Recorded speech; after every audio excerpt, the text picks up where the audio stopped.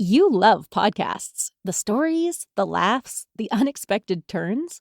But when this episode ends, the silence starts. Not anymore. Audiobooks.com turns that silence into your next great adventure.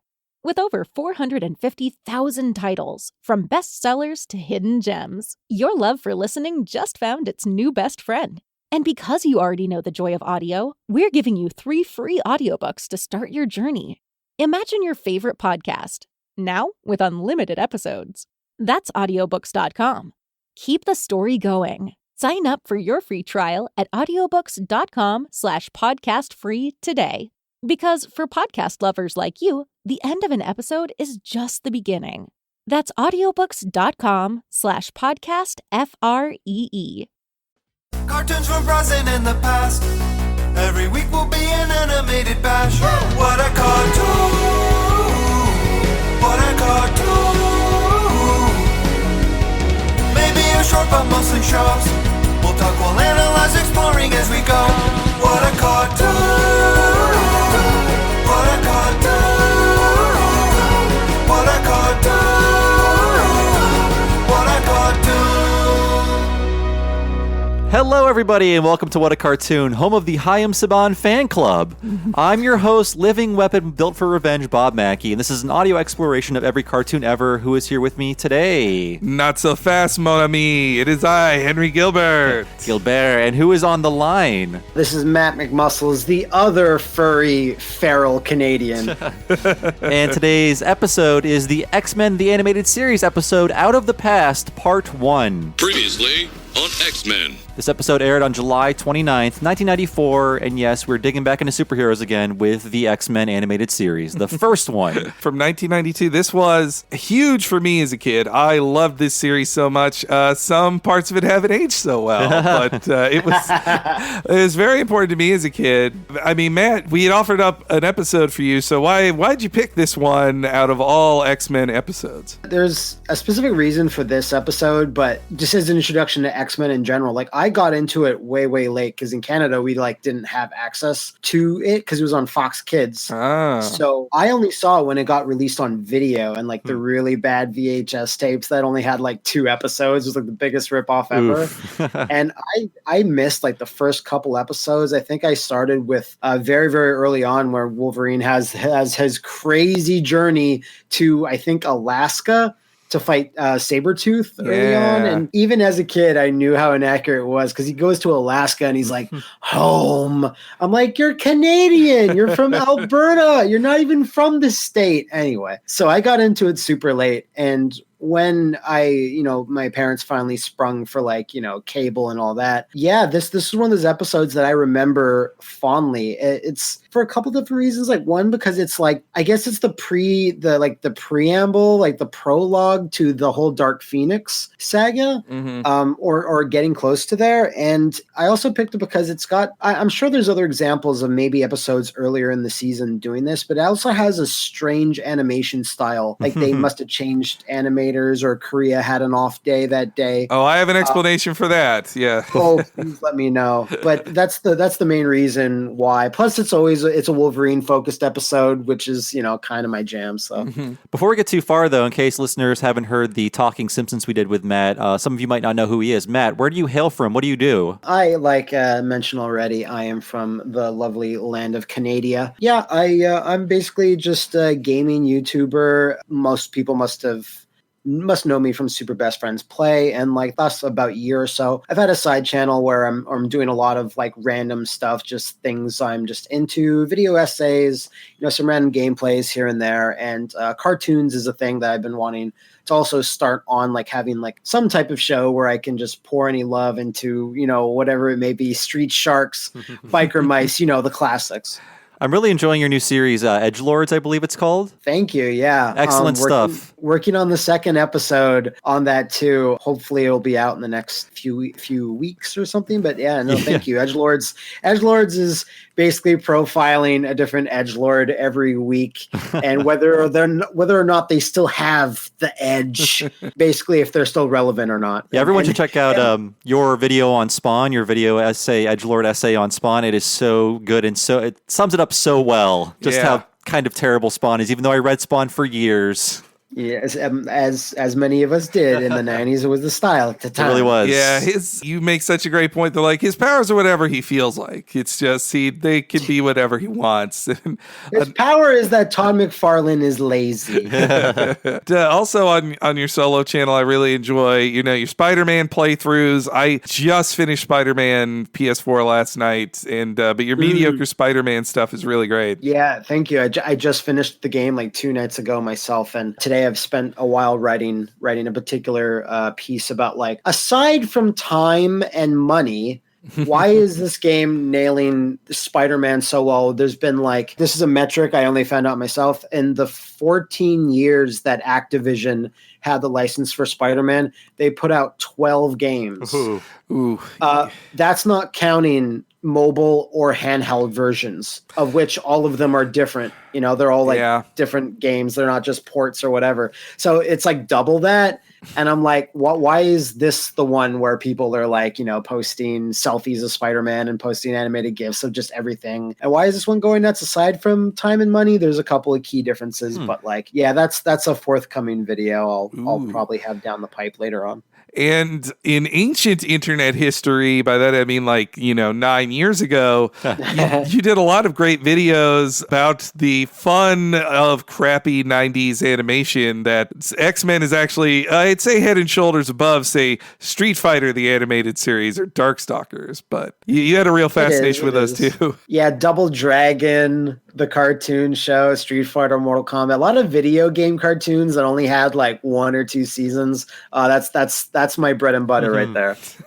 You're more of a Spider-Man guy, but have you been a big X-Men reader of the comics? I was a big reader of pretty much everything that was popular in the 90s. So like I couldn't afford / my parents wouldn't let me just go down to a comic book store like every week to get the new issue of whatever, but I just pick up whatever I could. So yeah, a lot of X-Men 92 by Jim Lee, a lot of Spider-Man. Spider-Man's what I read most consistently when Mark Bagley was drawing. Hell it. yeah. So, yeah, the good old years. Yep. So from like, 92 to like 95, I read it the most consistently of any comic ever. Oh, it was terrible. Yeah. A lot of that terribleness kind of leaked over into this series as well, or this animated series. And Bob, what was your history with X-Men? Oh boy. I know you're not a comic reader other than Spawn, apparently. Other than manga. But yeah, I mean, Henry and I have a lot in common, which is why we host all these cartoon podcasts. But when it comes to superhero things, we've been born on different planets. So, I mean, I watched this cartoon and I was really into the idea of X-Men. Like, I played the arcade game, which I'm sure we'll talk about. I liked getting the cards and reading about the heroes, but for whatever reason, and maybe this is a failure on Marvel's part, I never bought an X-Men comic. And I was buying other comics too, like Spawn and Bone and other things like that, but I was never motivated enough to buy an X-Men comic, and I'm not really sure why, but I liked the idea. I would talk with my friends about like X-Men powers. We would create our own X-Men and draw them, but I never really read the comic, and I never have seen an X-Men movie. I'm a freak, and you should hate me. Well, I mean, X-Men was such an intentionally labyrinthian comic that you had to just love the art to want to read it and the character just to look at it, because otherwise it made no fucking sense. It would take no steps to ease new people into it. Like it would, because its storylines were so long. Like like every storyline was a saga in the comics. Like you couldn't just pop in, like even Spider-Man or like, Spawn would have like kind of single little issues or like, little story arcs that would last, 2 or 3 issues. And you could kind of get around that, but like, X-Men to me seemed like impenetrable as a kid. Like the couple of issues I did have, like I'd be like lost all the time, like not understanding what was going on. I read Wolverine's solo series like way more. I would read the solo series, like Gambit had one, Rogue had one, usually limited series, and I'd give those a go, but I read Wolverine more consistently than I did X-Men. You have a really good point, actually. I was buying comics, or I started buying comics at maybe 93 or 94, like going to comic book stores. And I think the appeal of Image was A, edgelordy stuff, and that seems so cool. But B, like, this new issue is issue 16. This new issue is issue 13. I could conceivably read the previous issues. In fact, most of them are in this store. So it was a more achievable goal to like actually read all of the comics in this one That's series. true. Yeah. Meanwhile, when you see Uncanny X-Men 278. You're like, well, yeah, so let's go into that long history then. The X-Men began September 1963 when Jack Kirby and Stan Lee create a team of weird superheroes that seem at least partially inspired by DC's then new Doom Patrol comics, but also is kind of about coming at superpowers from a different angle of like, it is a thing you are born with, and instead of becoming a hero in a costumed identity, it is more that you are trying to navigate society with a secret ability you have, which I've seen more than a few people point out that, for men like Stanley Lieber and Jacob Kurtzberg, who are Jews living in a genteel world, that's why the original X-Men are all these white bread looking kids who are secretly mutants navigating New York society. It's an interesting angle I had not thought of before. Unfortunately, though, that team was not very popular. They were pretty much just like, they were the teen superhero squad for Marvel in the 60s, but Spider-Man already had teen heroes really covered. And meanwhile, if you're reading a team book, you're reading Fantastic Four Avengers. So it just wasn't that big of a deal, to the point that Marvel, I believe, didn't want to lose the copyright, so they didn't ever cancel the series. But it just, for a few years in the 70s, was just reprints. It was just old issue reprints. But that all changed in May 1975 with Deadly Genesis, giant-sized X-Men #1, where Len Wein and David Cockrum reimagined the team as a far more international and multicultural group, which included heroes from Russia, Africa, Germany, Japan, Scotland, the indigenous people of North America, and a squat Canadian who I'm sure would never be popular. So basically, this is Captain Planet. It was Captain Planet. Okay. It really was. It was just the diversity group. Like, I could see some people complain about how diverse comics are now, but like, this was over 40 years ago that they just wanted it to be a more unified group of adults too. It wasn't kids anymore in that series. Giant Size X-Men 1, I read it now. It's quaint, but it is also like, we're in Germany. Everything's a castle. We're in Africa. No one lives in a house. They live on let's go to Russia. He's on the socialist farm. It's Japan has not yet discovered how to build like buildings above a certain height. Yes. Yet it's all pagodas still. Yeah. So it's, they are very broad things written by a well-meaning writer in an earlier era. So I don't blame it, but it's cute to look at now.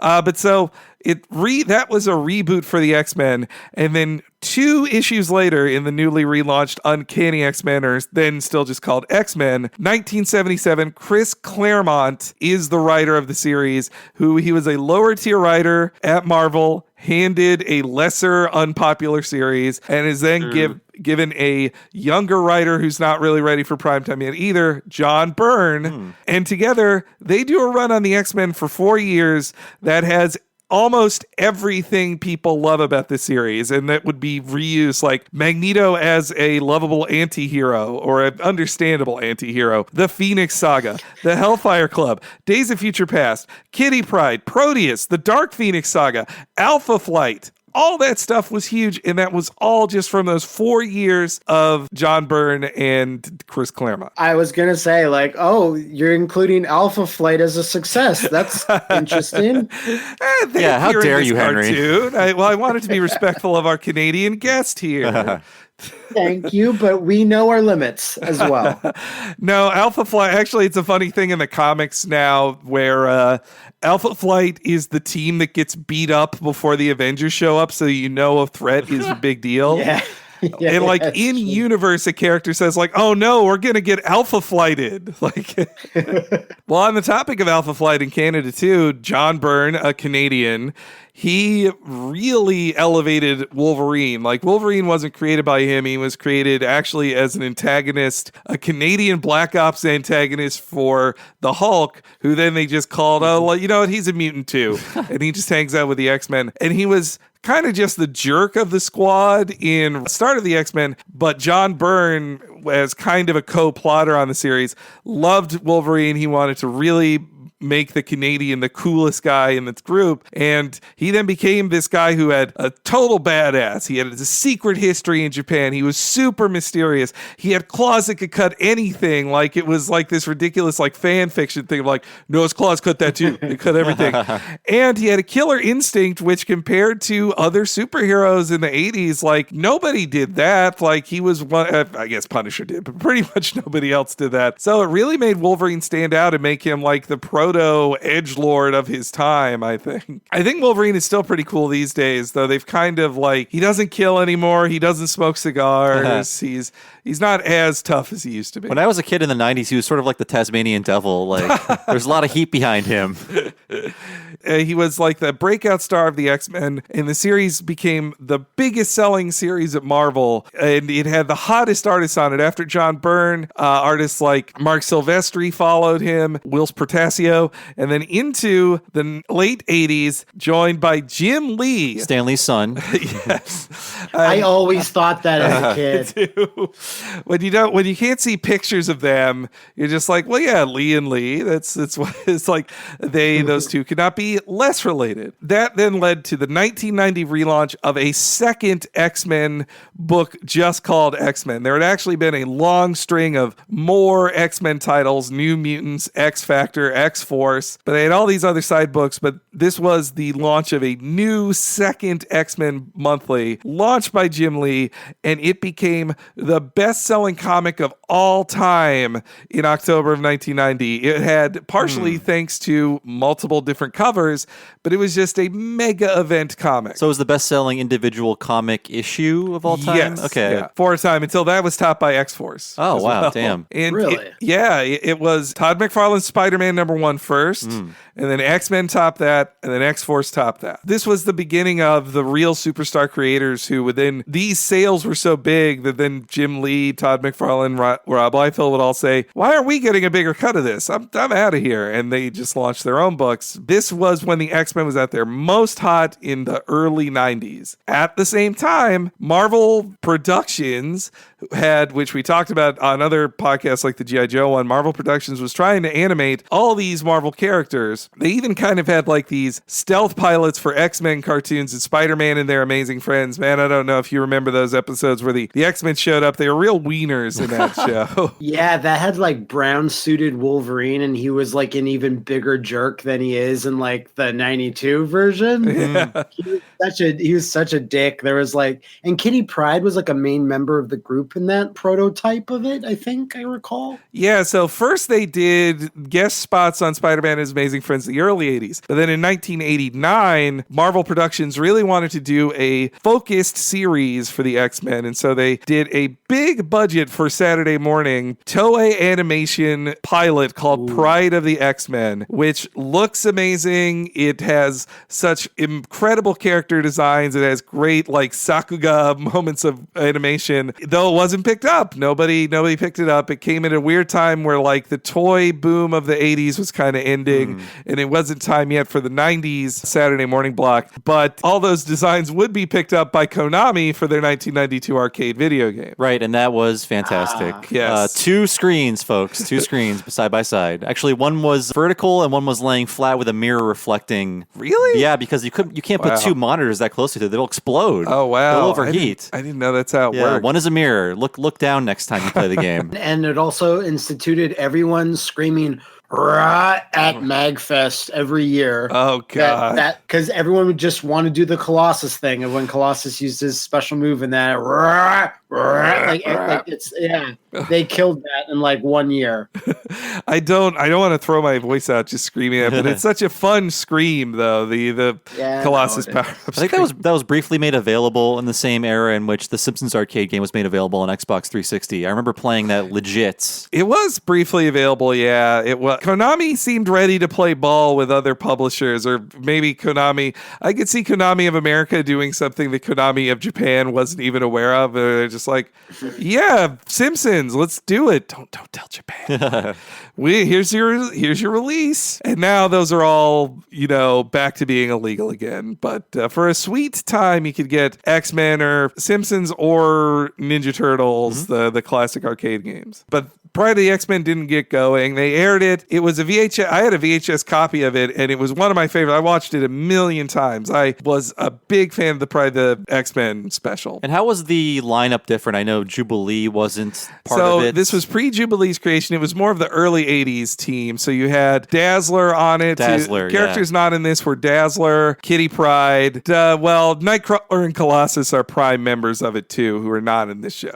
It was much more focused on the giant-sized X-Men team as opposed to the Jim Lee era X-Men team. One of the executive producers on that Pride of the X-Men, Margaret Loesch, she would then get put in charge of the burgeoning Fox Kids Saturday morning lineup. So she was like, I'm not going to let this X-Men idea die. I'm going to keep following up with this. There's juice here. Also, it helped that Marvel was already licensed a big toy deal with this company called Toy Biz, which I'm sure would have no influence on Marvel in the future, but there was a big push to get a new show going and start producing it. Obviously, though, without the kind of budget that could afford Toei Animation for it. And that's when Margaret Loesch turned to television producer Chaim Saban. Great guy, right? Yeah. Super cool guy. Very nice. Very generous, I've heard. Very, very generous man. Easy to work with. Chaim Saban, and then with an entertainment company called Graz, they start working on a new X-Men TV show that slated to come out at the launch of 1992's fall season, which would also have Batman. So this was going to be Batman the Animated Series and X-Men launching at the same time, a new renaissance of comic book cartoons beginning in America. Was Graz the logo that would appear at the end that has two big dumb gargoyles surrounding the world? Yeah. Oh, God. Oh, my God. So lame. The gargoyle domination of the world is upon us.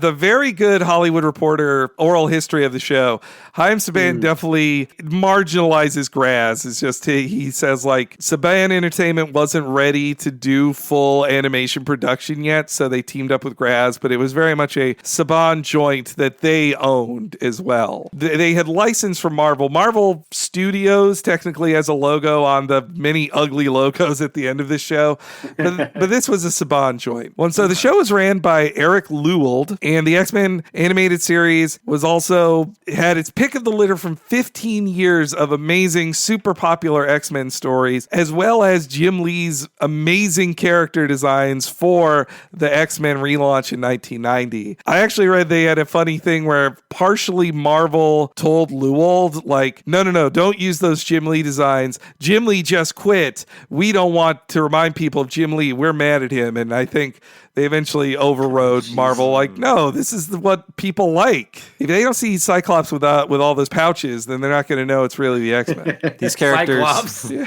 They don't know it's Cyclops. It's a clone. I mean, we'll talk about it, and I'll be nice, by the way. But I watched a lot of this growing up because, again, I was into the idea of the X-Men. But it was very unfortunate that this premiered the same season as Batman, the animated series, because obviously they had the Spielberg connection that would let them get away with things, that would give them more money. X-Men did not have that. Saban was not a great guy. But again, we talked about this on Batman. We talked about it on the Spider-Man episode of the show, that these designs are too complex, especially for the amount of money they were paying for animation. They're kind of too complex for anime, but they were devoted to making them look like they jumped off the comic book pages. And you'll see this in motion. It's just oh boy, they were not equipped for these designs. In stills, they look really good, though. Yeah. Sometimes. Actually, yeah. No, not really. When Cable shows up, they need every animator on deck to draw every pouch and every bullet. There's a term called pencil mileage, and they're running out of gas after two characters. Part of the appeal is they're selling you an animated version of the most popular comic in America, so it has to look like it jumped off the page. It's interesting, though, if you look at the Max show, it's basically a motion comic that they put on TV. They're just moving around original art, kind of, in a way that looks like animation. That was pretty smart. Lewald took the opportunity to craft this toyetic show that was also ridiculously dense with continuity, and that kind of storytelling was really helped by the previously on X-Men stuff, which which had been on TV shows before, but this was an episodic show this was a linear show that really needed to constantly remind you, like, just for example, in this episode, who are these Morlocks? You don't know who these jerk Morlocks are or why Callisto wants to be the leader again, but you need a previously on X-Men to explain that type of thing. And it's even more important this season that this episode aired in, because almost every episode is a multi-parter and they need to tell you what happened before. And the network was always against this sort of linear storytelling or serialized storytelling. Yeah, because you couldn't rerun it. It wasn't as rerun friendly. I will say #anime was right all along. They knew that's the way people want to watch their shows. And Luld and his team wrote the show while Saban with Graz Animation Studios overseas worked on it. Primarily in the early seasons, it was ACOM, which is the Korean studio that worked on a ton of classic shows like Gargoyles around the same time they were doing it. And also Philippine Animation Studio Inc., which is based in the Philippines, also known as Posse. Yeah. And they actually animated this episode. Ooh. This maybe was their test. And if you know the last season of X-Men, they did that season too. Gosh, as a little dork, I would actually, at the end of the episodes, I would see who the studio was and pay attention. Wow. Like, oh, TMS is the good people, and their shows look like this. On a different show, ACOM would be sort of the lesser studio. Like on a Disney show or a WB show, ACOM would be like, oh, that's the kind of lowest tier. That's the highest X-Men could rise. That's like the most they could pay. And then, like you said, Henry, in the last season, they couldn't even pay ACOM prices. Yeah. Were the ratings not like amazing for X-Men at the time? They were not huge. That's what angers me, Matt, actually. It's like, with all the money coming in, they could have made the show look amazing, but ultimately they didn't need to. People were watching it anyways. But what sucks is that it didn't age well because of that. They were just concerned about, like, of course, they didn't think about DVDs or streaming in the 90s. They cover this quite well in the Hollywood Reporter oral history. I actually have a quote here to explain why quality control was so low. Despite what Eric Lewald and his team on the creative side wanted, and they knew they were a lesser show to Batman, they knew,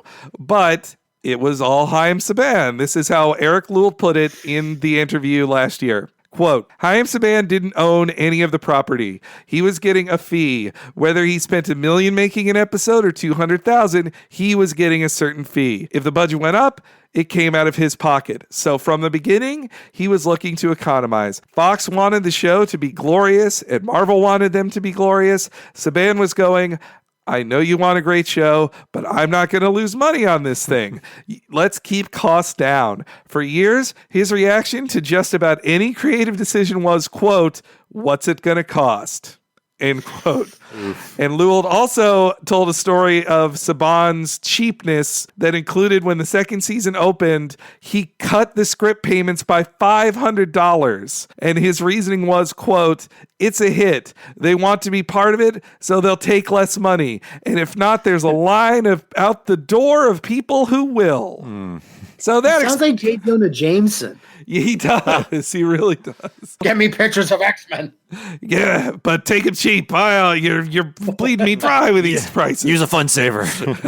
So, but that's the core of it. Chaim Saban did not own the X-Men, so if he spent more, then that cost his bottom line. And so if it was up to me, if I could get paid $20,000 more or have a cartoon look better that I don't care about, I'd want $20,000. But I mean, the animation was so bad and frankly unairable that it was meant to premiere in the with the original September lineup, correct? Yeah. But then one episode premiered on Halloween of 92. Part and then, one of Night of the Sentinels. And then like the rest didn't air until 93. So they had to send things back because they said, we cannot air this. Well, the pilot that aired, you can find these amazing side-by-side pictures of Night of the Sentinels Part 1 that aired in 92 versus what they did in the reruns because they had to do all these retakes. Some executives were so pushy, like, we gotta air an X-Men in 92, something. And then when they did it, it was full of all these fuck-ups, but as a kid, I never noticed them. I was just so excited for the X-Men cartoon. I didn't care, but it was a total mess. They had to do so many retakes because it was so crap, animation-wise. And like we said on the Spider-Man episode, the writing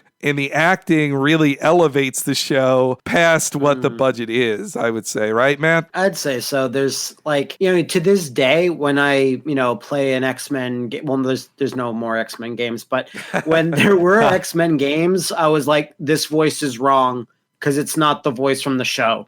Like it was cool that for a little while, I think for some of the Capcom fighting games, they actually did get the cast of the cartoon. Like I remember like round 1 fight was like the guy that played Morph.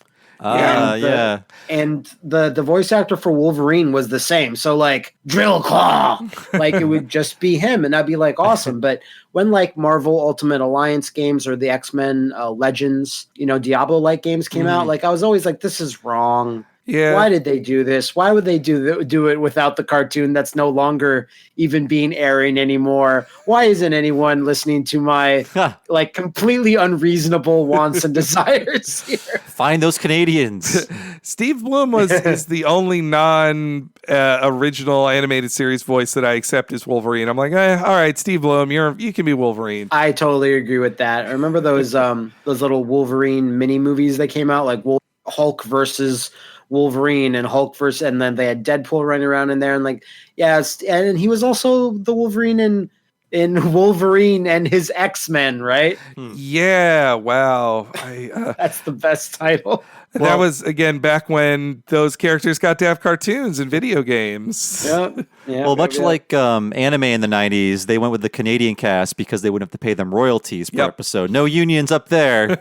I will say Lowell, though, he also covered it as not just the cheap, like, he doesn't see the cast as the cheap cast of just these cheap Canadians, but also that he didn't want, as he put it, Scooby-Doo voices. He wanted actors and fresh voices that you hadn't heard before in a Saturday morning cartoon, which, like, even by the time I was 10, I didn't know the name Frank Welker, but I knew that was the voice I hear in every cartoon, and it does take you out of it a little bit. And in older cartoons, the voices for superheroes were much less natural and more like theatrical, like, there's trouble. I better go save the day. No matter who it was, it could have been Batman or Spider-Man or anybody. They all had a very theatrical voice. Yeah. Well, in this cast, they all often would record in together too. They weren't always separate. The cast is not star-studded like Batman, of like, oh, it's all these famous character actors from LA that Andrea Romano got. But I love the cast. Like there's Cathal Dodd's Raspy Wolverine, Allison Seeley Smith's Powerful Storm,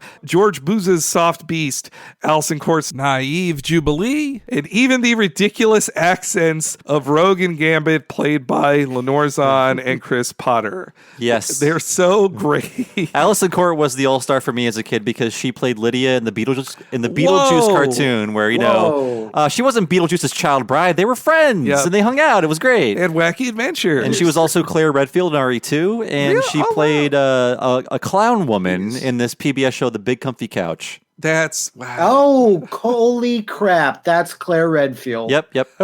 Wow, you blow my mind here. Also, the villains had some great voices too. One of my favorites, John Colicos as Apocalypse. Like his Apocalypse is so menacing and scary. It ruined me for all future apocalypses that they either come off as like too dry or just like shit, like in the Age of Apocalypse movie from a few years ago. Who is the guy who plays Wolverine? That's Cathal Dodd. I sent Henry via Twitter DM like one. So he's recorded albums, by the way, in the 70s. Whoa. And like I sent you his first album. It sort of has like his jacket hooked over his shoulder on his finger, and he's holding an old timey mic, and he's got a really 70s looking hairdo. It's great. Look up his album covers. Wow. And I believe like he knew Alison Court from just being Canadian together, and they had a fun sort of like father-daughter style relationship. Acting together on the show. Oh, that's great. Man, Apocalypse, man. I am as far beyond mutant as they are beyond. Like, it's, again, when Apocalypse is casted, just like you said, it's really dry. Like, oh, God. And Apocalypse in the last X-Men movie, just awful. Like, so bad. Compared to a no-budget show from 92, so you can't do better than that. You really can't. Well, they weren't trying at all on that Age of Apocalypse movie. I read they just like, why is Olivia Munn in this movie? Well, we just Googled Psylocke and somebody had a fan art of her. So we're like, yeah, sure. We read an old wizard. Yeah, exactly. But no, Apocalypse in this show, his line of like, I am the rocks on eternity's shore. Crash against me and be broken. The greatest line. And the tone of the show was also really set by, we knocked the animation, but the one thing they didn't skimp on was the opening of the show. Yeah. The animation for that opening is so good. You get to see what each of the principal characters does, what their ability is, and also kind of their origin. Like, I love the fade of, like, you know, old Cyclops freaking out the first time his eyes go crazy, and then to Cyclops now, or Wild Man Wolverine in the Savage Land, then transforming into his costume. It is a very anime opening that you see all the characters doing their cool special moves and their names and everything too. And on that Hollywood Reporter article, they talked about how they had to change the opening because it was originally more dramatic. It was about the X-Men being chased and cornered, so they had to change about half of it to make them look more empowered and like cool instead of, you know, these people that are on the run. You also saw the tier list of how important the X-Men are based on what their logo looked like. So Wolverine's was the nicest. It's actually what his comic book logo was. Gambit's wasn't too bad. They even used that for Gambit's limited series. But then you get to jobbers like Jubilee, where it's just nothing. It's just some random like Comic Sans. And you're just like, oh, here come all the losers now because they don't have a good looking logo. And I think like Fox execs were sort of tugging their collars when they saw all of those characters in the opening. Like, you're going to do all of these characters. You're going to have stories with all of these people in them. I mean, the Batman opening was just like Batman and two random thugs. You don't see the Joker. You don't see Killer Croc or anybody. Well, this X-Men group is a real interesting mishmash of what were called the gold and blue teams at the time in the comics. So you've got some of the giant-size X-Men era characters like Wolverine and Storm. You've got OG X-Men like Cyclops, Beast, and Jean Grey. And then you've got the newer goofballs like Gambit and Jubilee hang out there, and Rogue too. So it covered the then 30 years of X-Men history pretty well. Any insight as to, like, I can take a gasp at just no Psylocke, huh? And is it no Psylocke because she's got a lot of like things you got to draw? Is she too sexy? Probably one of those two. I think Rogue was plenty sexy. Yeah. I mean, as a 10-year-old, I'm like, okay, I decided I like women. Rogue seals the deal. Well, I will say the women. Psylocke's almost naked, so I assume that's why. Yeah. All of the women, their clothes are painted on, but they're all covered completely. Like, even Head though to toe, like Rogue's ability means she can't have any skin exposed, but like Jean and Storm, they also don't have any skin exposed. I'd also say, like, in say 91, when they were probably picking the characters, Psylocke wasn't as big of a deal then. Okay, 91, I agree. So I could see her getting like lower on the list. And really, Psylocke is one of many times like Jim Lee's love of anime and sexy ninjas, like, just elevated a character, similar to how John Byrne wanted to elevate a Canadian. Jim Lee's like, well, I've got this ninja girl. She's going to have all the anime bullshit, and including amnesia. And titties. Oh, yeah. Well, that opening, too, has the incredible X-Men theme song written by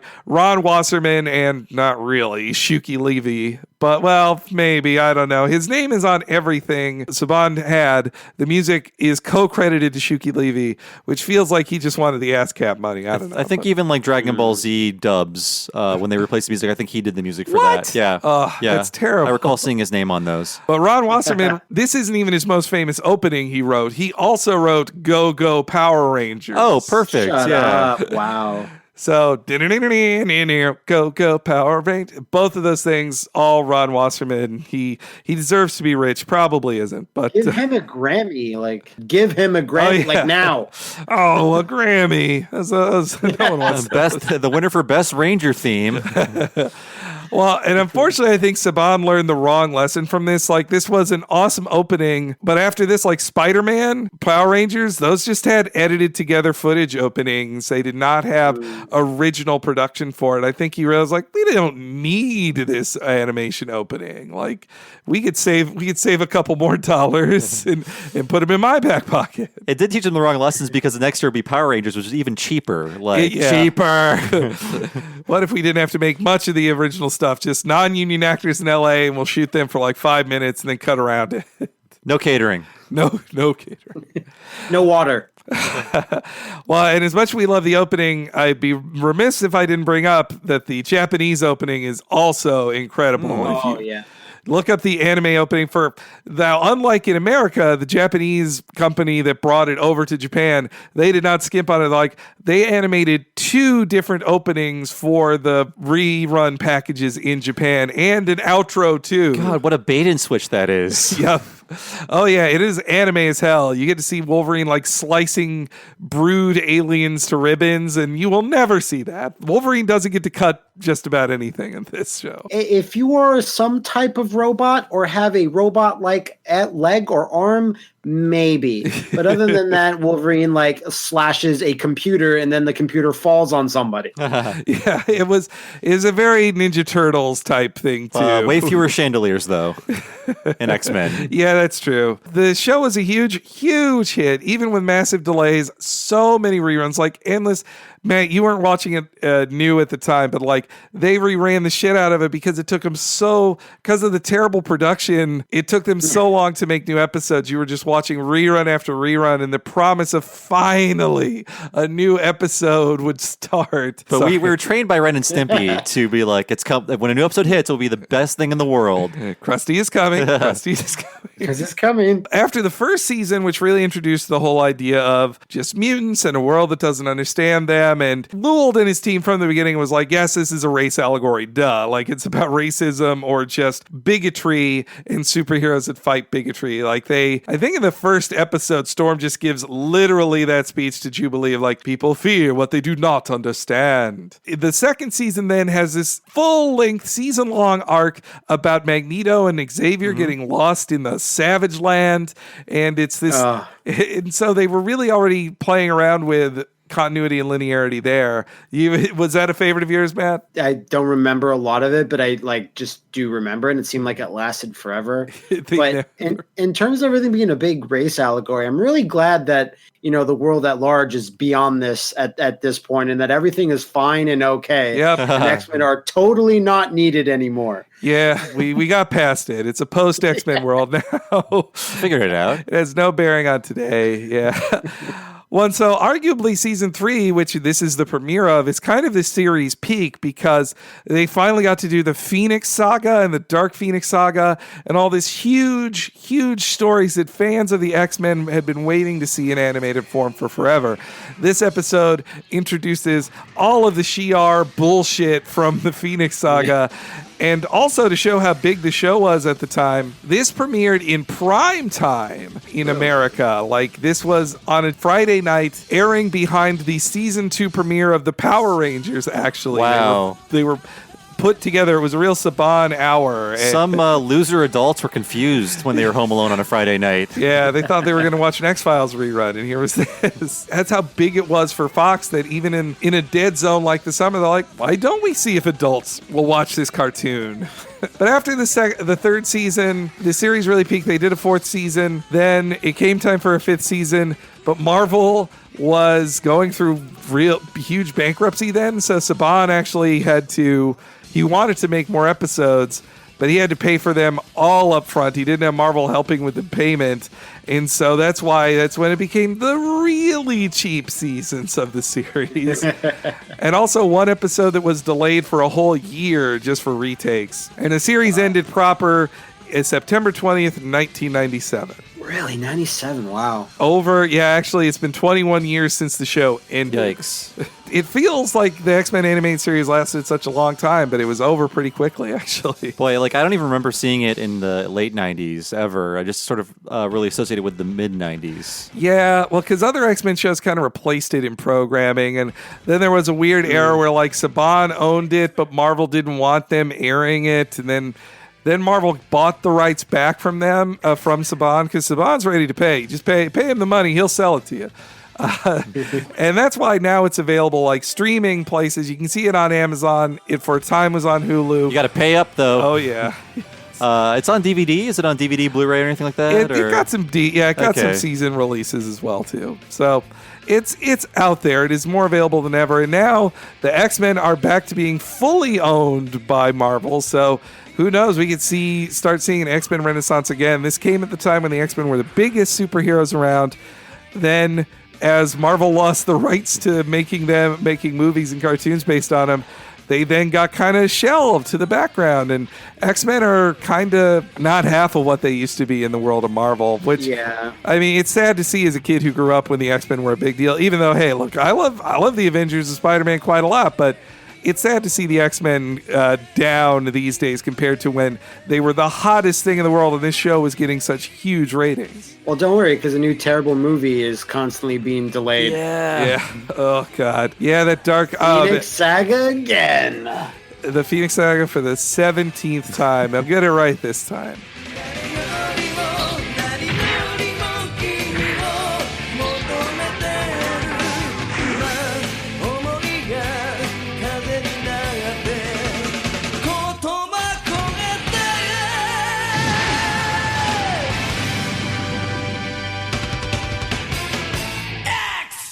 The most popular comic book in the world today is coming to life.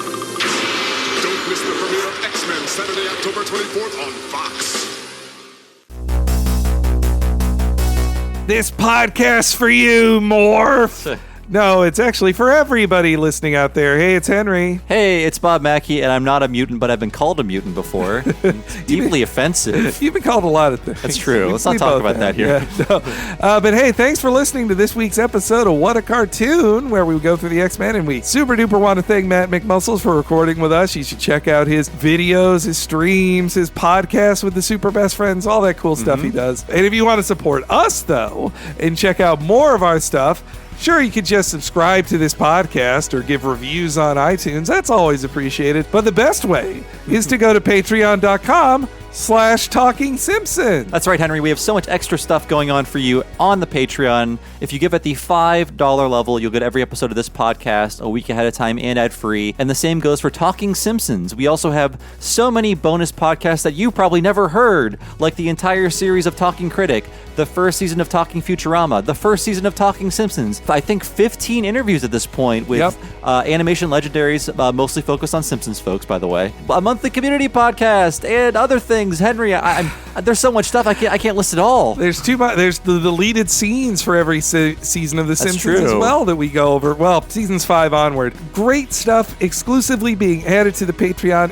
every week, and you should definitely be checking it out at patreon.com/Talking Simpsons. Just $5 a month gets you so much. At the $10 a month premium level, you get even more. You get access to our monthly exclusive video, which includes us going through every Simpsons short that ever happened, or the deleted scenes of Futurama Season 1. And if you can only give $8 a month, well, guess what? We've changed our tiers. Now, if you give $1 a month to patreon.com/Talking Simpsons, you will have access to our monthly community podcast, Talk to the Audience. So you can at least get in on that and get a little something for just $1 a month. And you'll have access to all of the community podcasts we've done so far and all of them that we will do in the future for just $1 a month. But for $5, you get a lot more. Also, this week's episode is brought to you by Verve. Verve has hundreds of hours of streaming content from as wide-ranging things as anime from Crunchyroll and Funimation, classic animated series from the 90s like Freakazoid, or a ton of Nickelodeon stuff from Nick Splat in the 90s as well. All of that is there, and you can get a 30-day free trial of Verve on us if you go to verve.co/WAC for What a Cartoon. That is vrv.co/WAC. Sign up for that and a 30-day free trial, and a little bit of money gets kicked back to your buddies at What a Cartoon too. Thanks so much for listening to us. Now we'll let you get back to listening to us talk about the X-Men.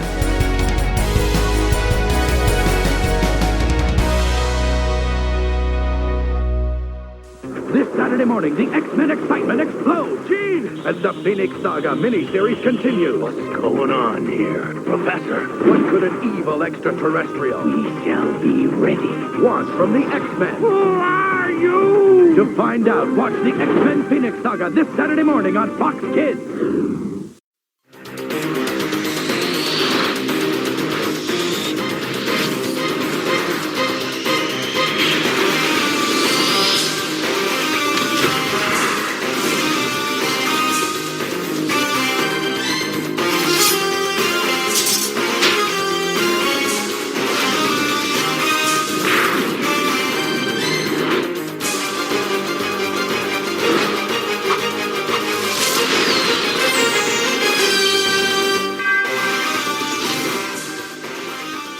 So that brings us to the episode itself, Out of the Past, Part 1. We're just doing Part 1 because Part 2 isn't really a Part 2. They chase a green energy blob the entire thing, and it's just pretty boring. Yeah, it's the entire damn episode. It's some real filler. You went that way. It's like a Scooby-Doo montage scene. They're like opening doors. And It really... Chasing Slimer around. And while some episodes of the series are easier to find like a one-to-one comic book equivalent for, this one actually not. It's a real like blending together of popular storylines. So first off, you got Yuriko, aka Lady Deathstrike, who she actually wasn't even an X-Men character when she first appeared. She first appeared in Daredevil 197 and was part of his many weeaboo trips to Japan. Then you've got Wolverine going through his origin stuff. So you've got bits of the Barry Windsor Smith Weapon X comic, which I showed some of that to Bob beforehand. Bob, what do you think of that Weapon X classic series? it looked pretty neat. I was sort of skimming it, but I saw what they lifted for the cartoon series, and it's pretty close. But it's very truncated here, obviously. And like, well, not censored, but it's really like dumbed down because I mean, it doesn't have all the like the syringes that are injecting adamantium directly to Wolverine. It's just these little rings of metal that just go into his skin, and I'm like, oh my god, I can't believe as a kid I thought this was. Like for a while, that's what I thought his origin was. It takes about 8 seconds for him to get it, where it's like this arduous, tortuous process in the comics that goes on for hours. It should be more than just a flashback. It should be its own episode, really. It should have. It would get a fuller episode down the line, and but then also this takes from Uncanny X-Men 251 when Lady Deathstrike, as she appears in this episode, first appeared with the Reavers, and in that storyline, she crucifies Wolverine on a giant X. That happened. Wow. Which it was a very striking cover to me as a kid. Now I think like this is the silliest shit in the world. She chose the right letter. T has been played out. Well, that would be blasphemous, but an X, it's safe. It's fine. And she gets saved by Wolverine in that story too, and with most of the Reavers backing up Lady Deathstrike. So those are the main ones they're pulling from there. Though also Yuriko, again, had no real relationship with Wolverine prior to becoming Lady Deathstrike. So they kind of also mix in the character of Mariko from classic X-Men, who she never appeared. I made sure that Mariko never appeared in the X-Men animated series. Yeah, because it'd be confusing otherwise. Because if I recall, she doesn't actually do anything. She's just like a damsel in distress that Wolverine had a relationship in Japan, and that was about it. Yep. Yeah. She was the daughter of a high-ranking Yakuza, and she had to take over the family business, but also the Silver Samurai was trying to kill her. Silver Samurai. Yeah, Silver Samurai, the worst. So that's why this is all like a bunch of shit mixed together in here. But the episode opens with everyone's favorite X-Men losers, the Morlocks. Oof. I want what that creature took from me. Use the motion trackers to follow him. No one steals from Lady Deathstrike and lives. Callisto! Look! Leech has it! Well done. With this device, I shall unlock our alien treasure. I shall have its power, enough to become the true leader of the Morlocks again. All right, what are Morlocks? Well, Bob, they're the biggest losers in mutant society. They have to live underground. They have the worst powers, and they look the weirdest. So they're all gross. Yeah, they're not supermodels like most of the X-Men are. It's just a team of Nightcrawlers. Yeah, interesting. Except with worse self-esteem. My parents never had the Morlock talk. And way less cooler powers, like you already mentioned. Yeah. My parents never had the Morlock talk with me, so I'm glad we're getting this out of the way now. They're also just ripped straight from the movie The Warriors. They're very much like a group of misfits like the Warriors are too, especially the eye patch wearing leader of the group, Callisto, who she had both in the comics and in the show prior to this lost a battle with Storm so the Morlocks were going to kill the X-Men, and then Storm beats her in a fight to become the leader so she can say you can't kill the the X-Men. And then Storm is just like, see you later, Morlocks. I'm an X-Man. And so technically, Storm is the leader of the Morlocks, but they're just like dicking around until Storm shows up again to be like, hey, stop that. Storm, we could really use a leader. We don't know where's the water. It's so dark down here. What do we do? And then she's like, oh, it's a bad connection. Can't hear you. And then just hangs up.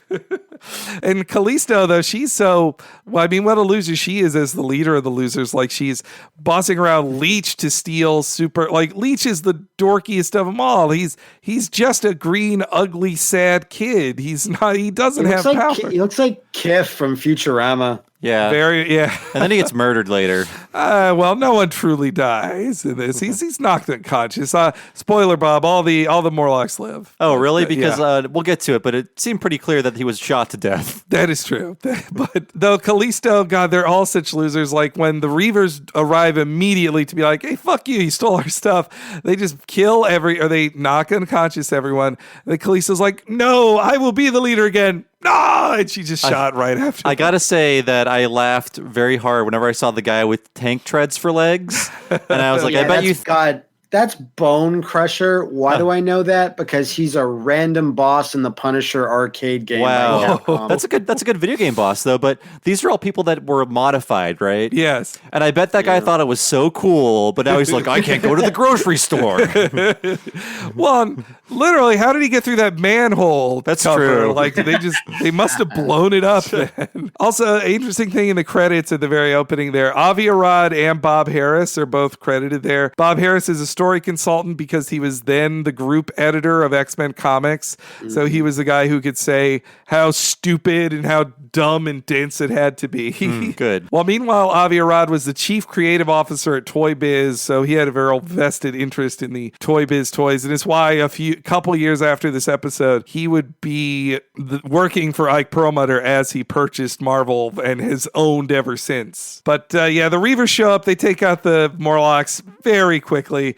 They have a really cool entrance through the waterfall, except when you realize it's sewer water and you're like, ugh, no, yuck, this is not as cool as I thought it was. As they all get caught, then they check out what the prize is, and it is a spaceship that is somehow landed in the middle of New York City like 500 years ago, and people built around underground but never saw.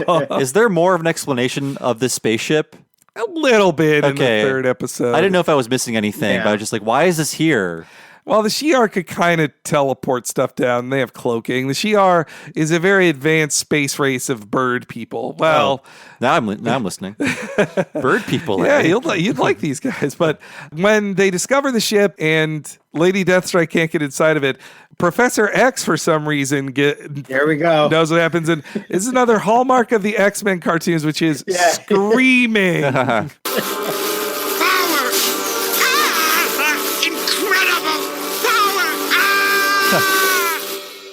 Professor X needs to log off in this episode.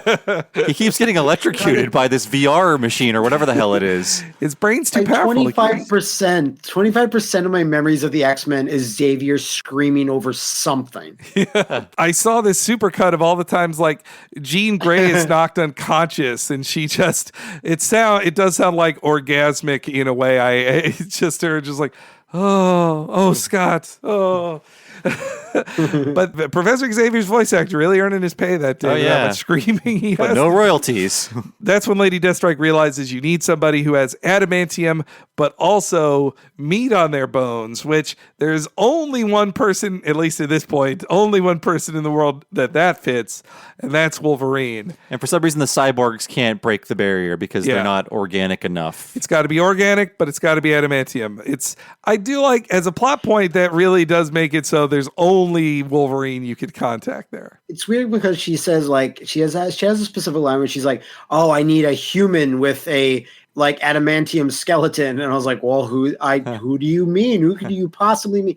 But it's weird that she calls them humans when, like, you know, there's always a divide in the show. It's either a human or a mutant. So I just always felt it funny that she just calls them a human when she's like, Morlocks are like, you know, mutants or they're sub-mutants or whatever. They're the gross mutants from Futurama again. I guess she's less human than the X-Men now. I guess. So maybe that's the distinction. Because she has long fingers. long arms. There's several times where Lady Deathstrike has to act with her hands, and it's just like it's like she has stilts on the end of her arms, just like waving about.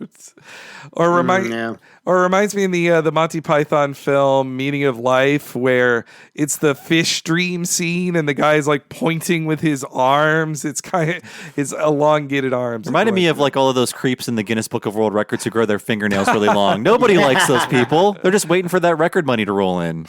And she is straight up a Jim Lee design too, like taken right out of it, as are the Reavers. And so we then cut to the basketball court. You think things are really intense, but it's actually just a game of basketball. Make your move, hotshot. You lost, Wolverine. Admit it. Big talk. Come on, go for the hoop, Gumbo. If you insist. Hey,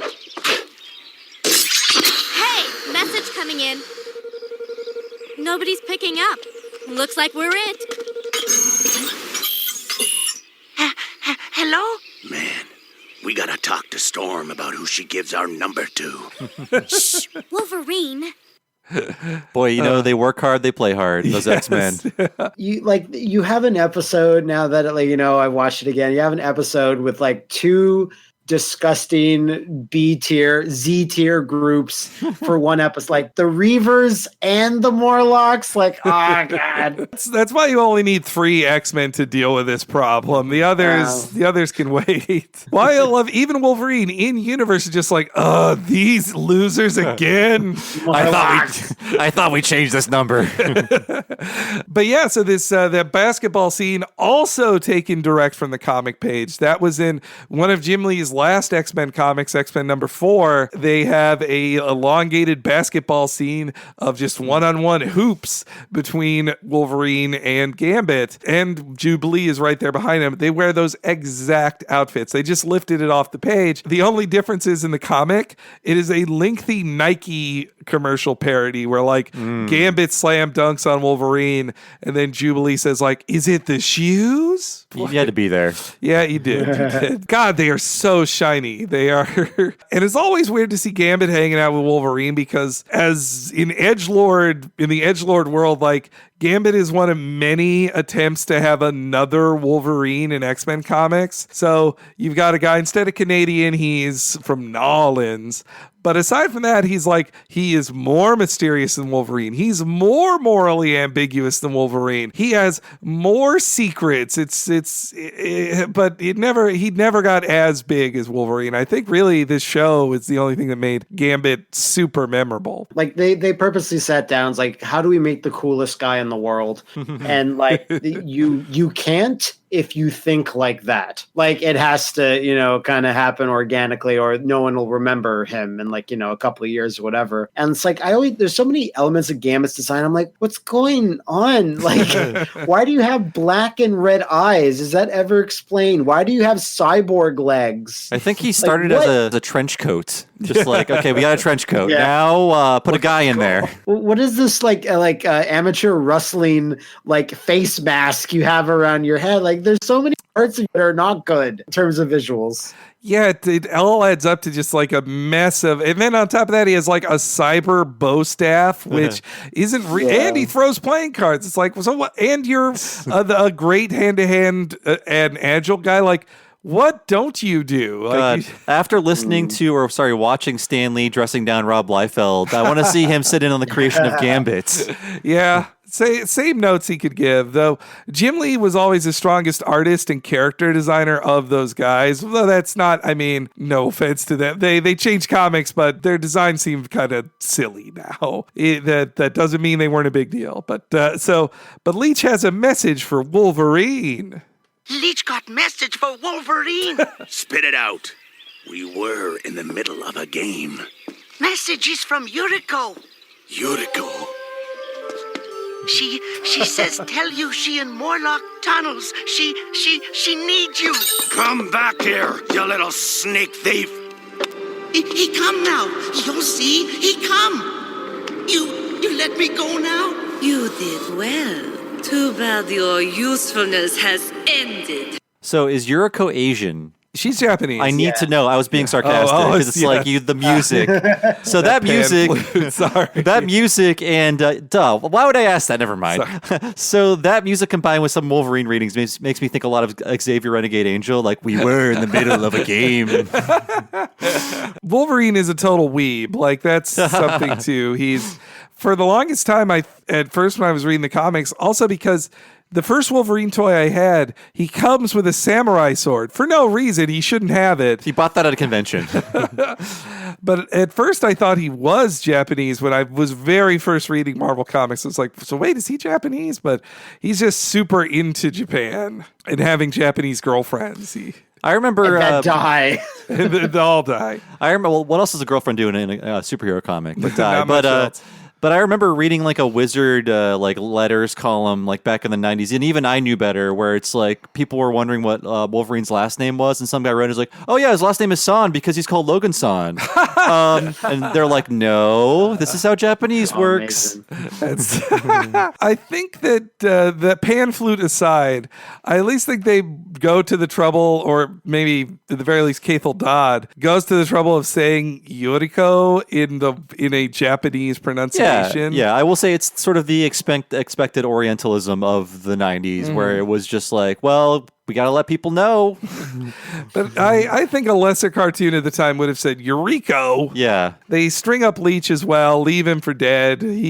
That Leech, too trusting of a kid. This is when we find out, we learn what we don't get to know about Wolverine's past. Who's Yuriko? Somebody I used to know a long time ago.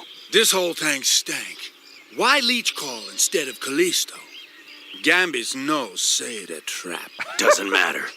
I gotta go. Wait! We'll go with you. No way. This is personal. Everything personal with that one. We've got to follow him. He might need our help. Wolverine a big boy. He can take care of himself. The X-Men are my family now, and members of a family help each other. I'm going to help Wolverine. You know he'd help you. Family, ha! This family, nothing but trouble. Is it explained why Jubilee doesn't get the rest of the X-Men? They're not. They're on assignment. There should have been a line like, "Well, Cyclops and Storm and Rogue are off in blah blah blah." Well, actually, this is the first time I caught it. There actually is a line where a drop line. Okay. When the phone is ringing for Leech, Jubilee says, "No one else is picking up. Guess we're it." Gotcha. Okay, that makes sense. So there is an excuse built in. Though as part 2 would show, no, everybody's there. Oh, they're wow. around. Never mind. I take back my compliment. But within this episode, they have an excuse at least. Cyclops checked the voicemail. Gambit's voice is ridiculous. It's so silly. The actor says he doesn't actually know what a Cajun accent is. He sort of made it up on the spot. And I got to say, Rogue's, we don't hear Rogue in this episode, but her voice actress is Australian. And that doesn't really come through, at least, to my ear. Well, meanwhile, Remy's voice is just like, he speaks in third person too. He's just like, Gambit no like this one. I don't think that's a like an element of the Cajun dialect. So no. I also like that Gambit is, when he's getting Jubilee's very cartoony speech of what a family is, he's just like, ugh, God, this shit again. She just watched Lilo and Stitch. Wolverine, in a very ballsy move, just runs into like Grand Central Station in full costume and slashes his way into the sewer. But that was something else too I loved about the show, that they had to come up with a sound effect for what snicked would sound like. And this is it right here.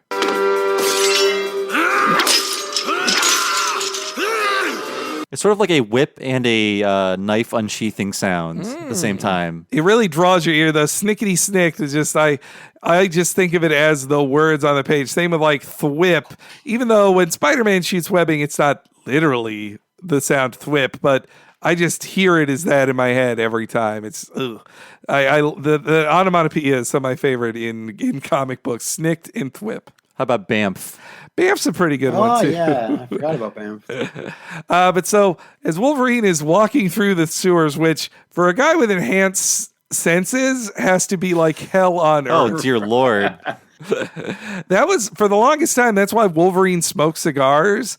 The canonical reason for it was that it blocked out the scent of everything else. So he got to smell the wonderful fragrance of cigars instead. But that's when Wolverine starts doing what he does best, which is flashing back to things.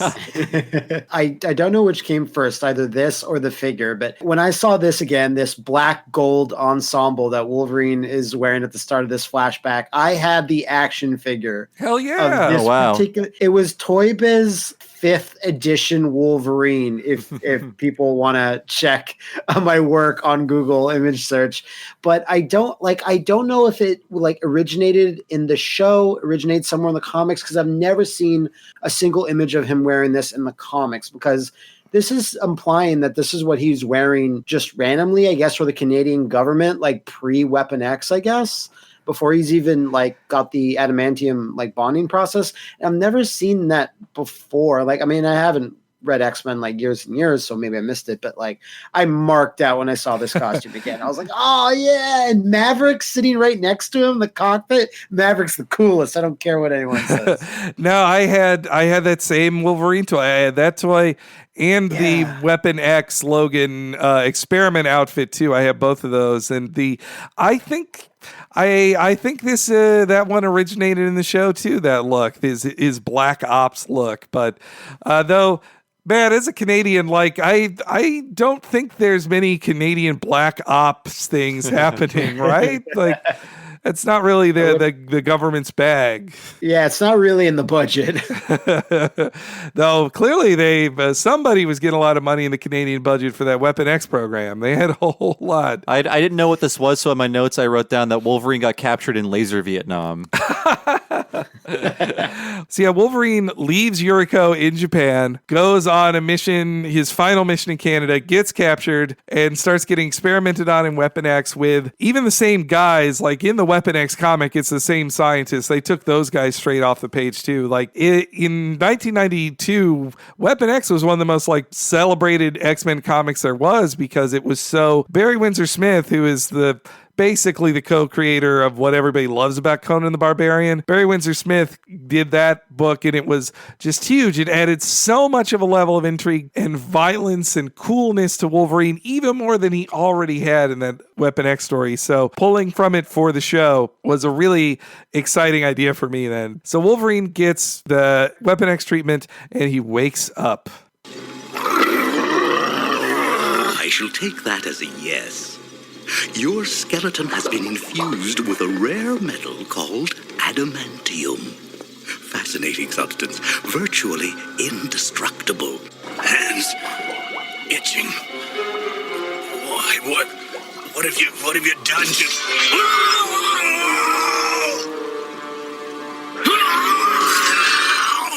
Extraordinary. I never imagined.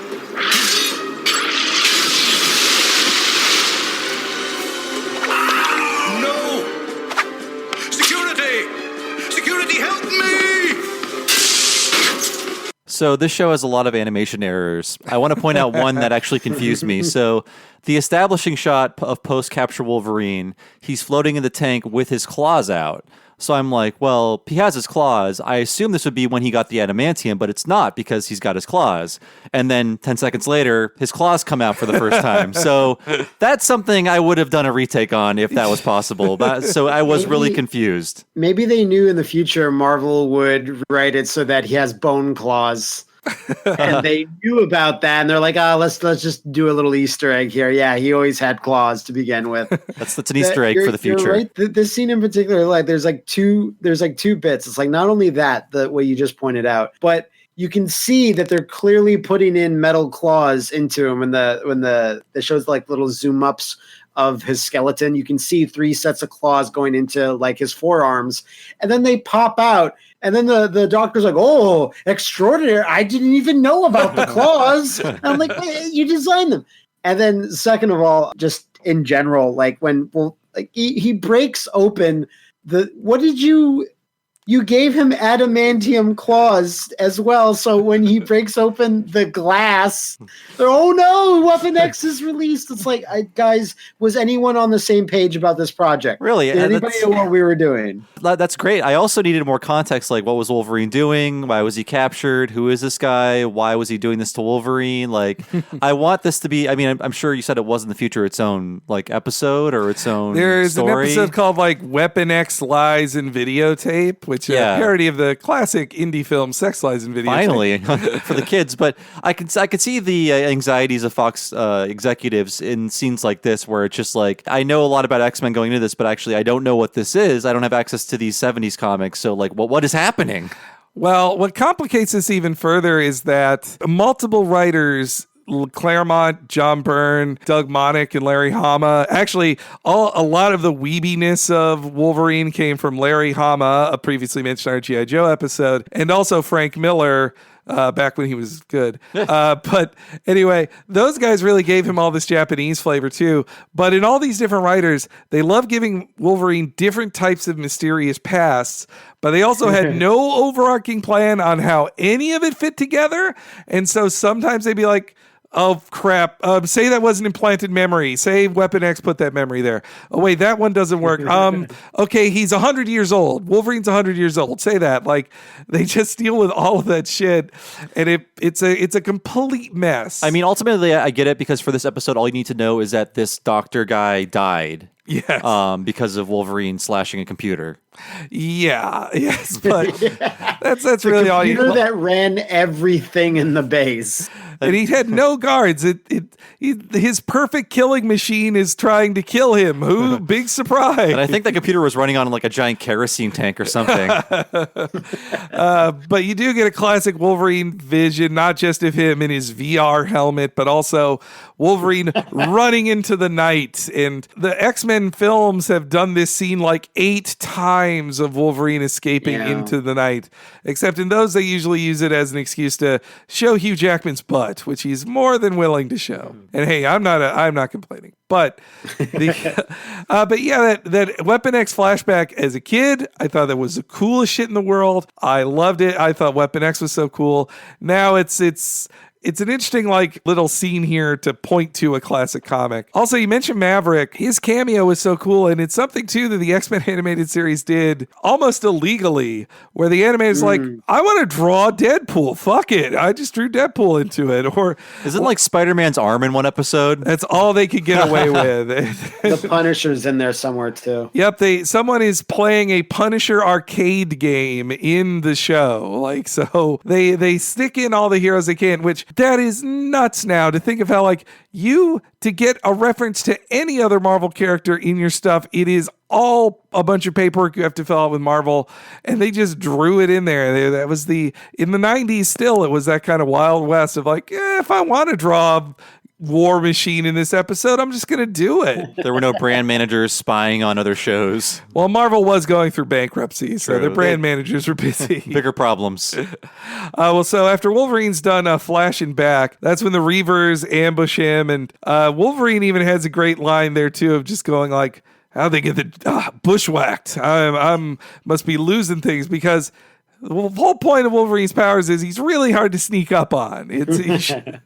So they just have to give a one-off line of like, how they sneak up on the guy who you can't sneak up on, who can hear and smell anything.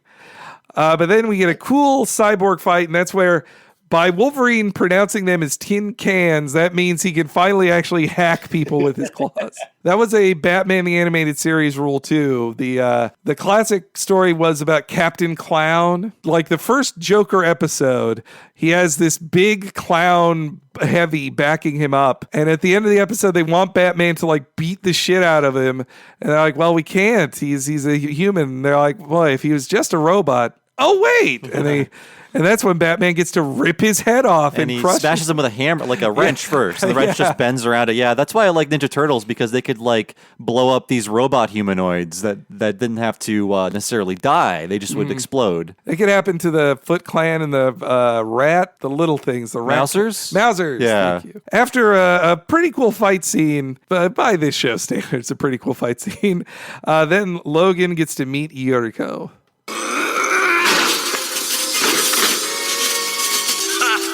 bunch of tin cans. Why don't you give your circuits a break? Your trap didn't work.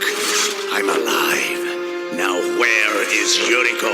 Here, Logan. Oh, don't you recognize me? Yuriko? I knew you would come back to me. You promised. More of that Asian-influenced music there in the background.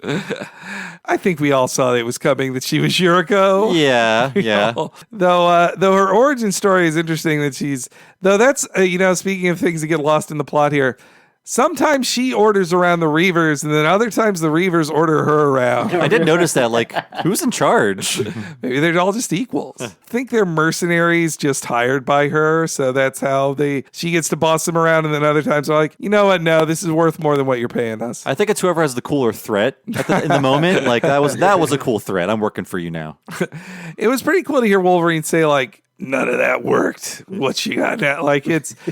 Wolverine explaining stuff with a claw pointed in someone's face is classic Wolverine. I have to make mention when Lady Deathstrike shockingly reveals herself to be Yuriko, when she comes out of like the sewer hole, whatever, the entrance that she reveals herself from, she does this movement with her hands where she places like her creepy fingers on her face on either side that like, it'd be really hard to find the source, but like that is a piece of art that is from something, like from maybe one of her first appearances where she shows that she's Lady Deathstrike. Like she shows like, post transformation. Sure. I've seen that pose of her specifically before, but I can't think of exactly where, probably an obscure comic book panel, but that if so, that's pretty incredible that they even took the time to even reference that.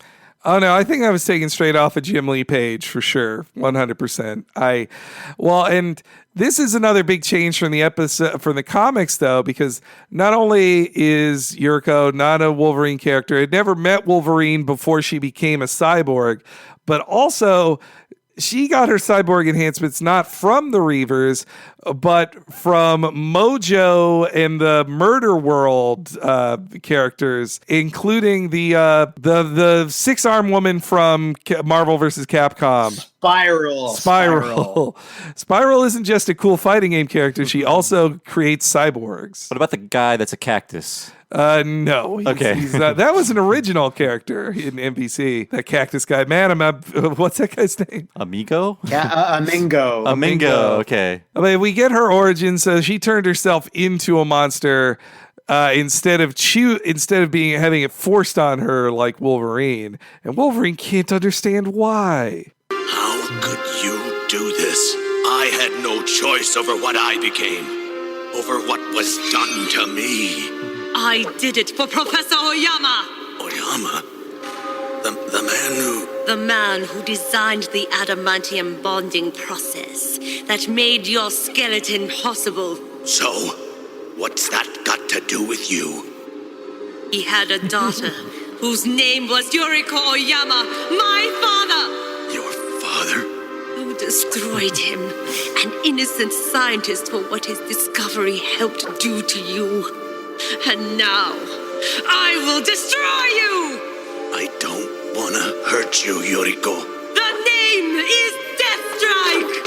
Ah! More Xavier readings. That's what I was giggling at. I'm sorry, we did it for the show, and they have very similar deliveries.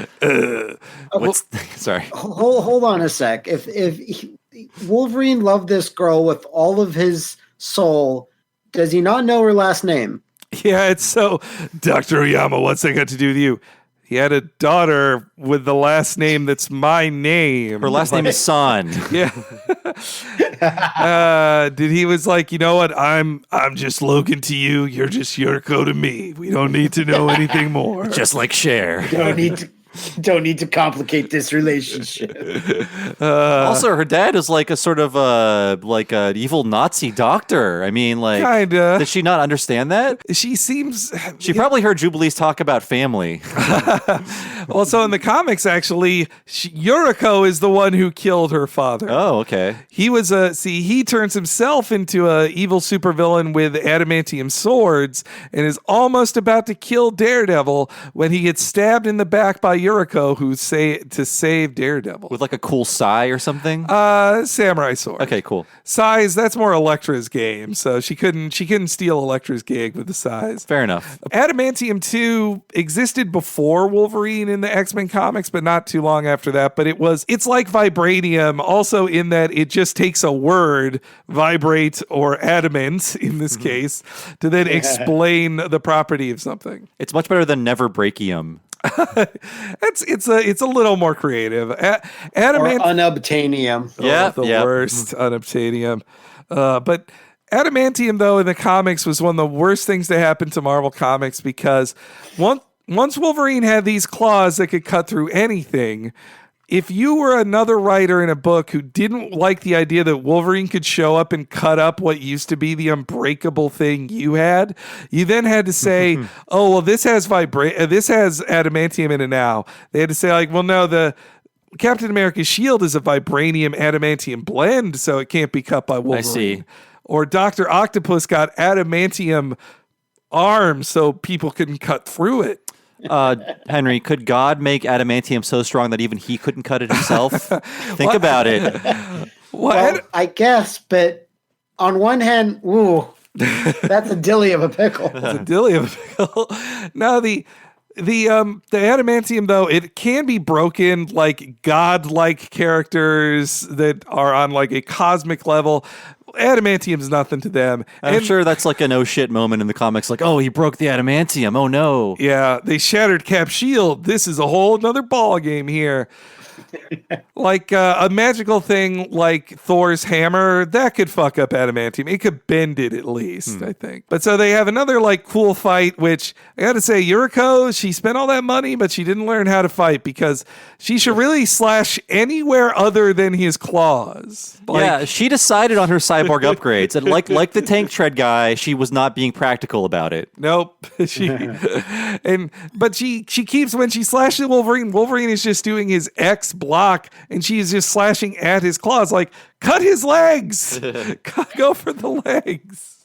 But the kids are watching. It's true. And technically a kid is even watching from the sidelines. Jubilee is hiding out and watching all this stuff.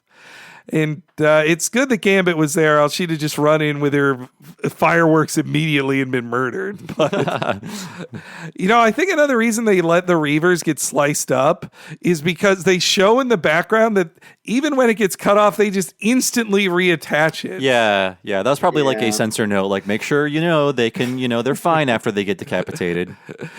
I can see the parachutes deploying. They're fine. That arm had a parachute on it. They carry Wolverine to the spaceship, wake Wolverine back up, and then let him loose too, which is like, maybe hold a gun to his head. Don't immediately let him loose before you start telling him what to do.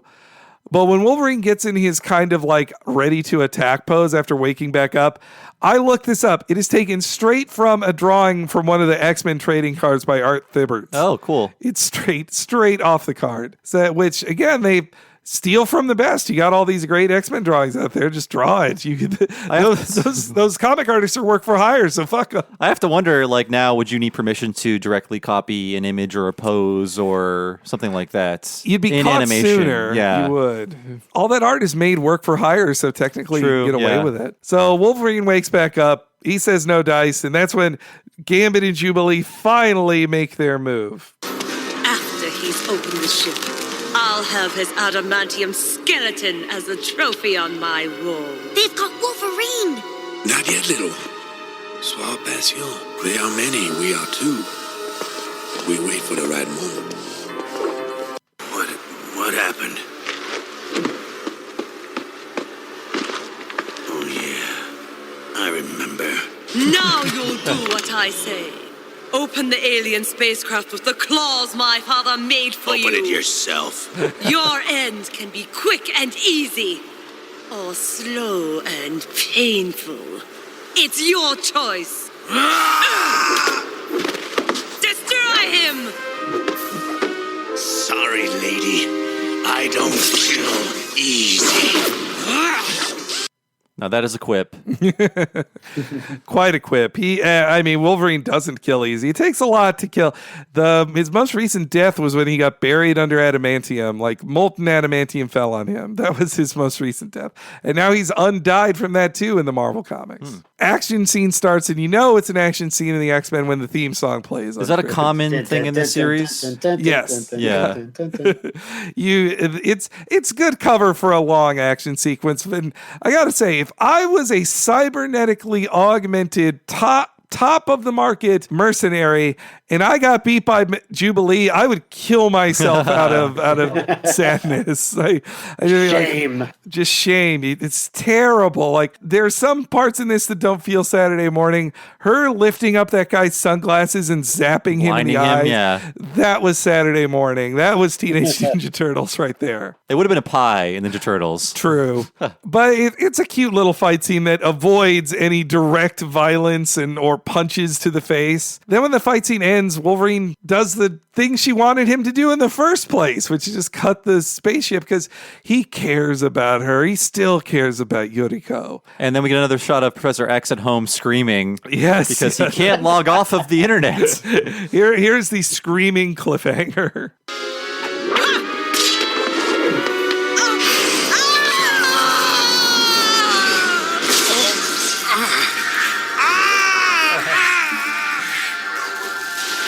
Understand.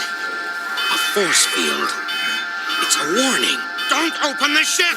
Yuriko! Pull away!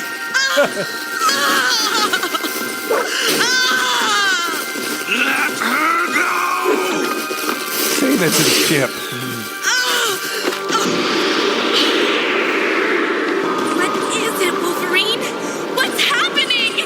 I don't think I want to know. And then we end, and then the second part said it's just about the blob being chased around. They just chase a green blob in the sewers. It's pretty boring. The only cool thing in this part two is how it ends with, I thought it was a commercial that wouldn't be in the what's released now officially, but it ends with, this summer the Phoenix Saga begins, and like real life fire After Effects is on screen. They were really pushing the Phoenix Saga hard as this was the season to come. Get excited, kids. So this episode, it was a fun look at Wolverine's history. I like a Wolverine-centric episode, and anytime Wolverine fights another person with adamantium claws is a fun time. But boy, you can really tell this was the B team on animation, though. I'm surprised they never brought in Cyber, who might be his lamest of his rogues gallery ever. If you know who he is, I love Cyber. No. Just large man with adamantium skin, which doesn't even make any sense. God, that it makes less sense. But. And I think he had the ability to stalk Wolverine, like he could sense where Wolverine was. You already have Sabretooth. You don't need Cyber. But I prefer Cygor, the cybernetic gorilla.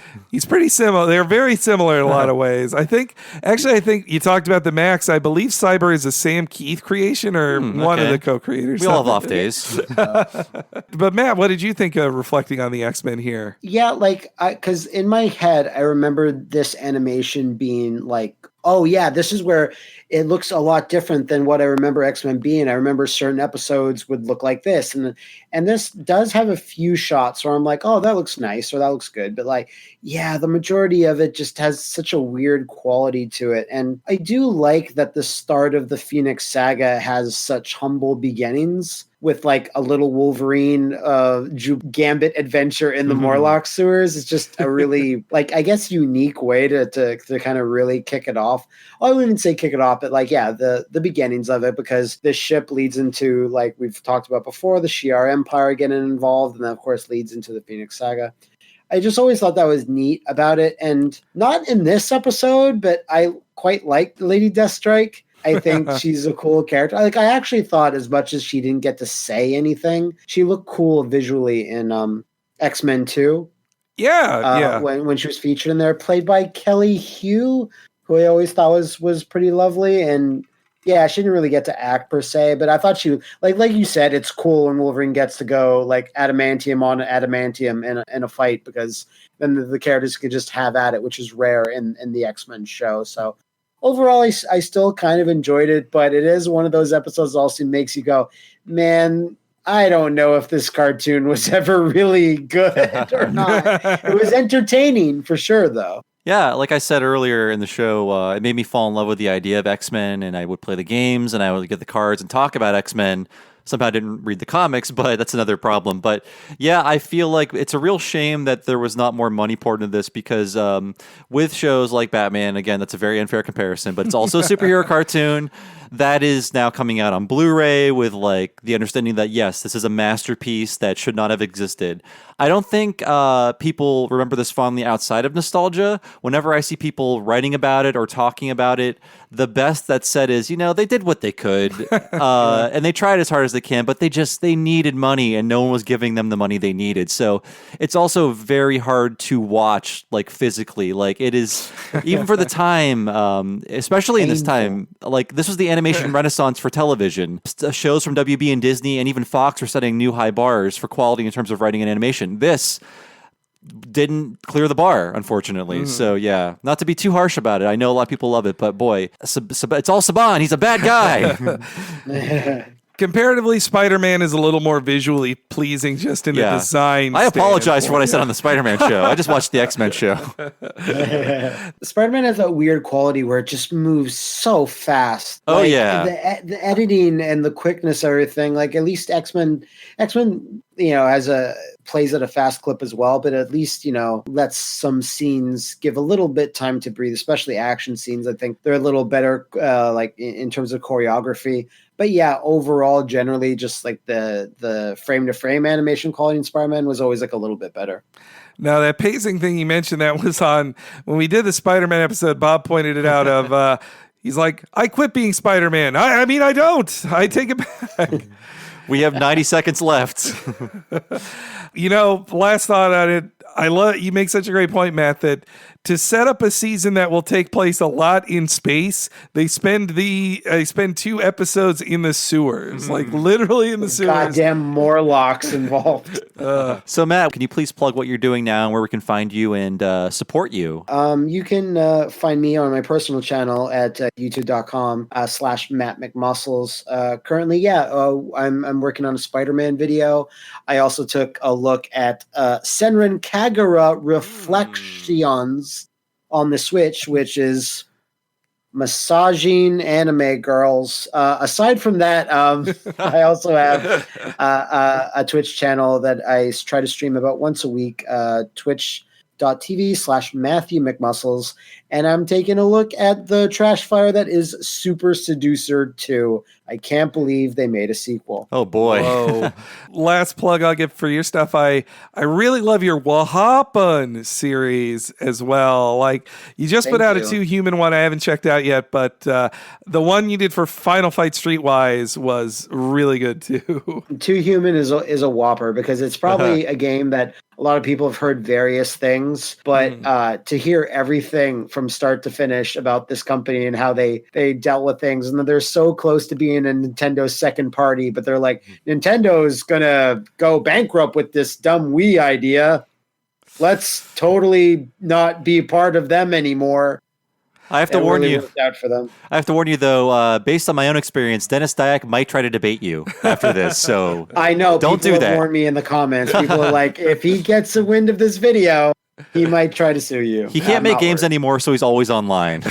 Yeah. But thank you so much for joining us, Matt. No, my pleasure, guys. Thanks so much for having me. So thanks again to Matt McMuscles. Check out his stuff. We heartily endorse it. And as for us, we are supported by the Talking Simpsons Patreon. All the stuff we do is because of great listeners donating to us. And I'll tell you about it. If you want to help support the show, go to patreon.com/Talking Simpsons. At the $5 level, you can find dozens and dozens of bonus podcasts, including things like Talking Futurama and Talking Critic and interviews and so many more things that we've been doing that are exclusive to Patreon. Henry, can you please tell our listeners what are 2 of the more newer and more interesting things we've done that are Patreon exclusive? Brand new on Patreon. We just talked to Josh Weinstein, but not about his years on The Simpsons, but about the premiere season of Disenchantment. If you've seen all of Disenchantment on Netflix, it is a great interview where he explains to us some of the secrets behind the show's creation and maybe some hints to the future. Also, if you like all this chat of animation history, you should check out our interview with The Simpsons' most prolific director, Mark Kirkland. Not only does he talk about directing 84 episodes of The Simpsons, but also how he got his start in animation in the late 70s working at Hanna-Barbera. It's really interesting stuff. So check it out at patreon.com/TalkingSimpsons. If you give it the $5 level, you'll get every episode of this podcast a week ahead of time and ad-free. And the same goes for Talking Simpsons. And also, we have a new improved $1 tier. If you give us just $1 a month, you'll get access to our bonus community podcast, Talk to the Audience. And hopefully that will encourage you to give us even more money. Haha, that's our secret plan. But yes, that's patreon.com/TalkingSimpsons. As for me, I've been one of your hosts, Bob Mackey. You can find me on Twitter as Bob Servo. My other podcast is Retronauts. You probably have heard it by now, but if not, it's a classic gaming podcast. Go to retronauts.com or look for Retronauts in your podcast machine. Find a topic that interests you, download the corresponding podcast, and hopefully subscribe to it. I think you'll like it. Henry, where can we find you? HENEREYG. That is my Twitter handle. You will find me there for all of my rants and loves of animation. And also, anytime a new podcast goes up on the Patreon, I usually tweet about it at least a few times. So if you want to follow any updates there, follow me, HENEREYG. Thank you so much for listening, folks. We'll see you next week with the Case Closed / Detective Conan episode, Jack Attacks. We'll see you then.